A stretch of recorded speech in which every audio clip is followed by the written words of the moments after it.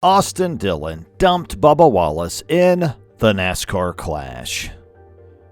At the tumultuous Busch Light Clash held by NASCAR on Sunday night at the Los Angeles Memorial Coliseum, Bubba Wallace claims Austin Dillon dumped him out of second place.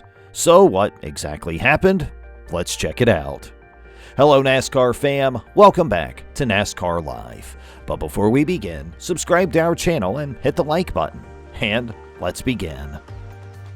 At the Los Angeles Memorial Coliseum on Sunday night, Bubba Wallace and Austin Dillon set off the fireworks. During NASCAR's preseason clash at the Coliseum, the pair frequently jostled for position and alternated between the front and back of the pack. Wallace was in the lead early on when he let the temperatures in his 2311 Toyota Camry drop too low during a string of caution periods. After correcting the situation, he fought his way back to the lead of the field until a collision with Dillon for second place with only 7 laps remaining in the 150-lap race sent him to the back. Wallace reflected on his battle with Dillon by saying, "The three simply never tried to make the corner. He was continually running into my left rear. It is what it is. I got run into a fence by him on the straightaway on a restart, so I gave him a shot. And then we got dumped, so it sucks." Just ahead of his new teammate Kyle Busch, Dillon finished second in his Richard Childress Racing Chevrolet. "Bubba had a good car and a strong run, so I really feel bad for him," said Dillon, "but it's impossible to determine who is pushing him or being pushed by him. I just know he sent me through the corner and I saved it 3 times through there, released the brake and all kinds of stuff, and then when I got down, I was going to give the same. Probably was a little too hard." When questioned if he believed the racing was too violent and whether wronged drivers would harbor thoughts of seeking revenge in subsequent races, Dillon stated it was a necessary element of NASCAR short-track racing. "Everyone in this room," he remarked, "I believe is aware that there will be interaction. My head likely hit the headrest every lap for the first 30 laps. Every corner was being hit with nothing but bang bang. I couldn't believe how aggressive the opening run was. All that was left was for people to beat each other up and try to survive. I was struck once at the conclusion, and it knocked the wheel out of my hands as we were getting back in line. I found it hard to believe, simply took up the gas and brought it back. But you're trying to maintain your composure despite absorbing some pretty hard hits out there. It was William Byron, driver of the 24 car, who I believe drove through me, when Martin, Truex Jr., the race's winner, got angry with me once. Knowing if the person behind you, the person 2 behind you, or even 3 behind you is the hard part. You need to forget about it quickly. It's obvious that Bubba pushed me into the corner. I was going to strike back at him. Didn't plan to turn him that way, but by the time all was said and done, I believe everyone will understand what happened." More of Wallace at the Clash. Martin Truex Jr., Austin Dillon, and Kyle Busch came in first, second, and third respectively in the Busch Light Clash. Bubba Wallace, who came in at position 22 in the race, is someone he would prefer to forget. Bubba only received negative news following the exhibition race. He had run into Denny Hamlin, his own boss, before the encounter with Dillon. Despite not being a planned act, the incident occurred before the halftime break, and it is undoubtedly not something to be remembered. Hamlin was furious with Wallace, but conceded that bumper tagging has a significant impact on the next generation cars. It's interesting to note that throughout the race, Ross Chastain was also bumped by Hamlin. It might have become tense given their history of fighting. Hamlin, however, let it go as any responsible sportsman would have done after comprehending the course of the race. Bubba Wallace ended up fuming in his car for a while after being shoved aside during the clash. There may have been a new rivalry between Wallace and Dillon that begins with this. Given the former's past, this might be all the inspiration he needs before the season officially begins. The Daytona 500 season opening was set up wonderfully by the general chaos at the Coliseum. Bubba Wallace will be trying to win this year after coming in second place the previous year. Bubba Wallace's level of talent is described by Denny Hamlin as better than anyone as he prepares for the Daytona 500. It's been a while since Bubba Wallace has competed in NASCAR. His boss, Denny Hamlin, thinks he still has potential despite just having 2 career victories. The Joe Gibbs Racing driver, who's also a co-owner of 2311 Racing, admitted in a recent interview that, up until last year, even he was unaware of the talent Wallace possessed. Hamlin said, "Let's face it, he did his average finish as well, if not better than anyone in my opinion. Last year he was responsible for the 45 car finishing in the top 10 in terms of points, so he took a step, and I'm not even sure I was conscious of the kind of talent he possesses, and I believe he's quite driven this year to go win several races." Hamlin thinks that Wallace would reach a critical breaking point this season. Wallace could be able to add a few more victories this year, according to him as well. The 29-year-old would be anxious to add to his victory total with the Daytona 500 just around the way. Following a rather successful campaign the previous year, the driver for 23XI Racing is now driven to succeed by Denny Hamlin, his boss, and wants him to win as many races as he can. In Kansas the previous year, Wallace showed off his skills by edging over Hamlin to the finish line in the 45 car to take the victory. Wallace had a rough beginning to the 2022 season, but he quickly gained ground and began to play at the top of the field by the end of the year. He failed, nevertheless, to go to the postseason. He was instead asked to take the wheel of Kurt Busch's number 45 vehicle in the playoffs to compete for the Owners' Championship. Wallace delivered an outstanding performance that helped the team score among the top 10. Wallace is undoubtedly excited for this season after finishing the last one on a high note. If he hadn't spun around in the exhibition race at the LA Coliseum, he might have even won. The season has not yet officially started, though. Wallace needs to keep racing well if he wants to win as many races as he can this year. The passion of last year was absent after the clash at the Coliseum this year. The event was generally positively received the previous year, but that was undoubtedly due to a first-time impact. However, compared to this year's event, it was actually a good race. A disaster, as Kyle Busch described it.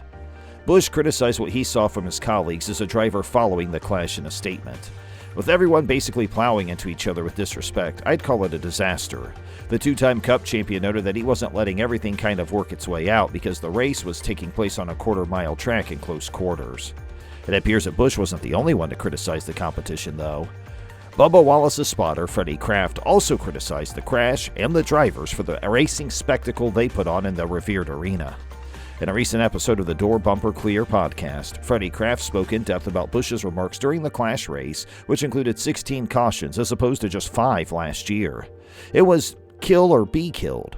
Honestly, that's how it was. You could bump a guy, move him up the hill, go by him. I consider that clean. I mean, there's ways to do it, the spotter remarked. If you come from 10 cars back and knock the guy, that's one thing. But if you run the guy down, you've caught him, you give him a little shot, you move him up the hill, go by him, that's a clean move to me. Not here. If you did that the next corner, you're probably getting lit up by whoever was back there, he added. That man didn't care if he was pushed back 2 rows because he's going to drive both of those rows into you, a witness said. Also, Kraft said that some of the racing at the Clash was crazy. Just plain disrespect exists. I'm lost on this. Like we previously discussed, these cars are incapable of withstanding gunfire from the rear, yet nobody seemed to care, he said. Moreover, the spotter condemned the decision-makers for their own failings in relation to these matters. At the moment, these problems are not exactly reoccurring, but if things keep going the way they are, they very well might be in the future. NASCAR doesn't enforce any laws. Given that there are no repercussions, why would you not wreck the guy? You cannot be upset over the race, Kraft added. Let it go if NASCAR is pleased with the outcome from yesterday. Due to the cautions and interruptions, the spotter stated it took forever to complete even 10 laps in the second stage. Having said that, Kraft believes things could improve if NASCAR could simply send a message. If you just send the message one time like, that's not okay, it probably calms a lot of it down, he continued.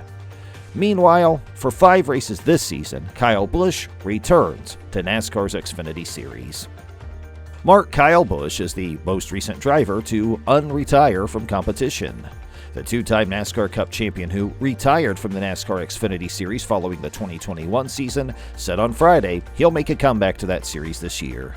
Starting with the second Xfinity race of the season in his native Las Vegas, Busch will compete in 5 Xfinity events with Kaulig Racing.